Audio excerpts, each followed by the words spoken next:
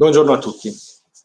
Con l'avvio della fase 2 si va verso la graduale ripresa di tutte le attività produttive e lavorative. Questa fase rischia di creare dei problemi soprattutto per le famiglie dove i genitori lavorano e dove ci sono bambini piccoli, perché con la chiusura delle scuole c'è la grande difficoltà di stare con i bambini e di gestirli. Per questo la CISL ritiene che siano necessari degli interventi a livello nazionale, a livello regionale, insieme con le nostre controparti, che permettano a tutti i genitori di poter gestire i propri figli e di evitare che ci siano lavoratori, ma soprattutto lavoratrici, costretti a lasciare il proprio lavoro. Le nostre proposte sono 7.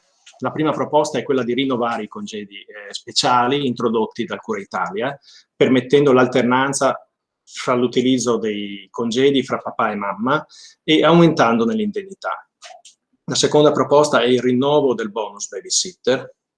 Chiediamo inoltre incentivi per le imprese che utilizzano e agevolano lo smart working, soprattutto per i genitori che hanno bambini piccoli.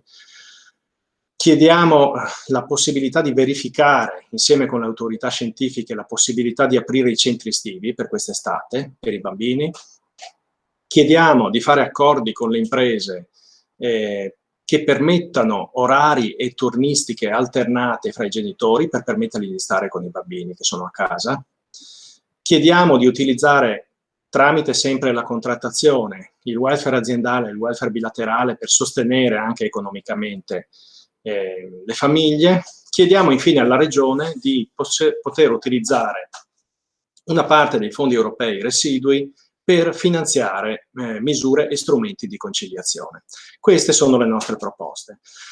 Per dare più forza a queste proposte abbiamo lanciato una petizione su change.org a cui chiediamo a tutti e a tutte di aderire.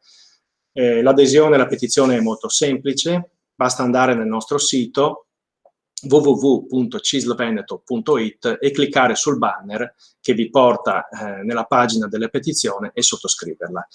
E quindi l'invito a tutti è di aiutarci ad aiutare i genitori che lavorano.